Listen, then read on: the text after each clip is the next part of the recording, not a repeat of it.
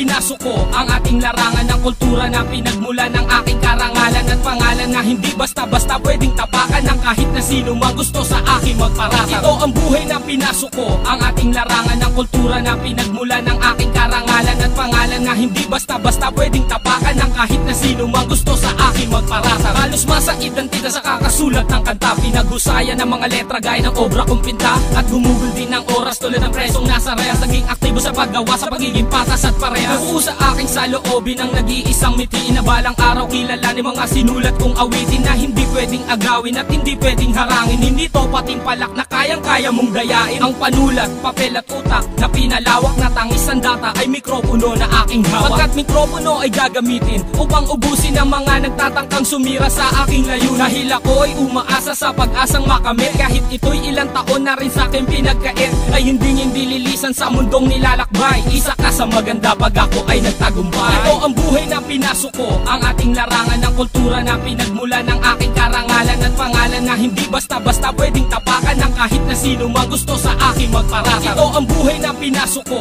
ang ating larangan ng kultura na pinagmula ng aking karangalan at pangalan na hindi basta-basta pwedeng tapakan ng kahit na sino magusto sa aking magparatang. Hindi nagbago ng prinsipyo sa sariling kalidad, nagtiwala sa sarili mula sa mura kong edad at dala ng pagkabata ang mga munting konsepto na hindi pinapanigan ng mga maling aspeto ng ating musika. Kahit nag-iiba ang klima, kung sinasandalan ay gumagawa rin na sistema na mali.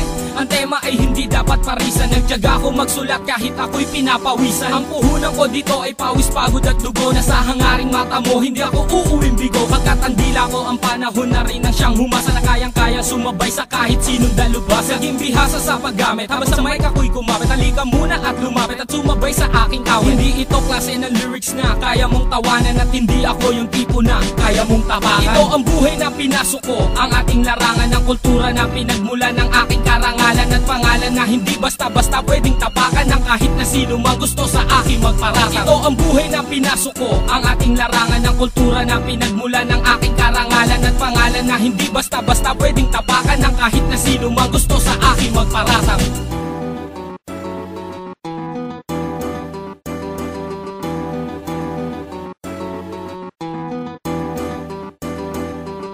At dumating na ang aking pagkakataon, tinatamasa ko ngayon mga pangarap ko noon. Marami na ang bumabate kahit di ko kakilala, na kahit san mapunta ay kanilang naaalala. Ang rapper nakapreso, nakaposa sang kamay, ikay kumapit sa speaker at baka ka matangay. At wag mo kong yayabangan, narating mo ang lahat. Ang pagsikat ng isa ay pag-angat din ng pangkat, nagkalaman din ng pitaka at nagkaroon ng pera, pumipirma ng autograph at dumadami ang pamorma. Hindi ka bagay mag-artista para gumawa ng usap, pagkat ang aking pangungusap tadana ang siya sumulat at namulat sa industriya. At tulad kong apena, kung marami ang kalaban mas maraming kakampi. Ito ang unang hakbang sa aking pakikipagtuos, my cause, a real voice representing those talentos. Ito ang buhay na pinasok ko ang ating larangan ng kultura na pinagmula ng aking karangalan at pangalan na hindi basta-basta pwedeng tapakan ng kahit na sino magusto sa aking magparatang. Ito ang buhay na pinasok ko ang ating larangan ng kultura na pinagmula ng aking karangalan at pangalan na hindi basta-basta pwedeng tapakan ng kahit na sino magusto sa aking magparatang. Ito ang buhay na pinasok ko ang ating larangan ng kultura na pinagmula ng aking karangalan at pangalan na hindi basta-basta pwedeng tapakan ng kahit na sino magusto sa aking magparatang. Ito ang buhay na pinasok ko ang ating larangan ng kultura na pinagmula ng aking karangalan at pangalan na hindi basta-basta pwedeng tapakan ng kahit na sino magusto sa